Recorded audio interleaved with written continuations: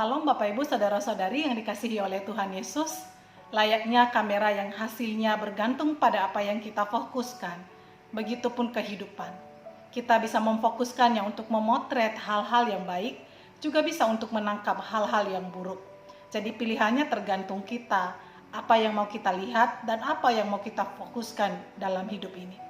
Firman Tuhan berkata di dalam Yeremia 29 ayat 11, sebab aku ini mengetahui rancangan-rancangan apa yang ada padaku mengenai kamu. Demikianlah firman Tuhan, yaitu rancangan damai sejahtera dan bukan rancangan kecelakaan, untuk memberikan kepadamu hari depan yang penuh harapan. Tema renungan pada hari ini ada harapan untuk masa depanmu. Firman Tuhan yang barusan kita baca mengingatkan kita bahwa kita memiliki Tuhan. Tuhan yang tidak pernah merencanakan rancangan kecelakaan. Tuhan yang tidak pernah merencanakan rancangan kemelangan, rancangan yang buruk. Ia tidak pernah merencanakan rancangan yang jahat atau rancangan yang melukai dan menyakiti anak-anaknya. Tuhan kita adalah Bapa yang baik, Bapa yang memiliki rancangan damai sejahtera untuk memberikan kepada kita hari depan yang penuh harapan. Oleh sebab itu, hari depan anak-anak Tuhan seharusnya adalah hari depan yang penuh harapan, bukan hari depan yang penuh pesimis. Bukan karena keadaan yang menjanjikan, bukan karena diri kita dapat menjamin masa depan kita. Hari depan anak-anak Tuhan adalah hari depan yang penuh harapan karena kita punya Tuhan. Di dalam Amsal 23 ayat 18 firman Tuhan berkata, karena masa depan sungguh ada dan harapanmu tidak akan hilang. Apa kunci daripada masa depan yang penuh harapan? Apa kunci dari harapan yang tidak akan hilang?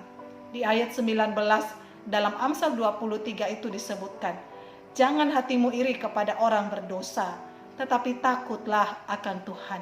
Kuncinya adalah takut akan Tuhan.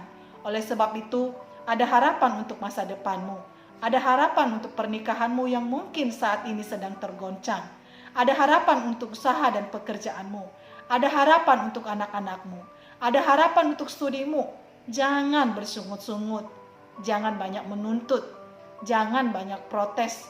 Sungut-sungut hanya akan membuatmu muter-muter di padang gurun. Perbanyaklah bersyukur. Asah iman percayamu untuk lebih meyakini kuasa Tuhan. Sebab masa depanmu ada di tangan Tuhan yang menciptakan kita. Dan Tuhan yang memiliki rancangan damai sejahtera dalam hidup kita. Bapak Ibu, mungkin saat ini engkau sedang menuju batas harapan. Sulit bagimu untuk berharap. Engkau sudah kehabisan akal untuk memperbaiki dan mengubah keadaan menjadi lebih baik. Engkau sudah kehabisan cara, engkau kebingungan, cara apa lagi yang ditempuh untuk memperbaikinya.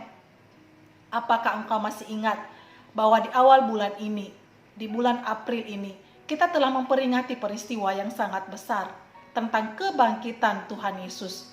Ia telah menang dan kemenangannya atas maut memberikan kita pengharapan akan hidup yang kekal. Hidup yang kekal adalah sebuah kehidupan yang tidak layak kita terima. Sebuah kehidupan yang jauh dari angan-angan kita.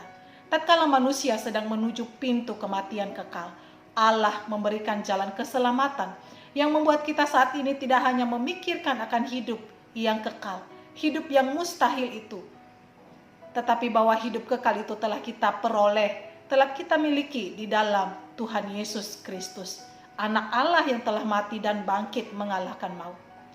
Kubur yang terbuka, Yesus yang telah bangkit, menandakan bahwa selalu ada jalan keluar, selalu ada harapan, selalu ada solusi dari masalahmu. Jika demikian, Allah telah mengerjakan peristiwa besar demi keselamatan jiwa kita.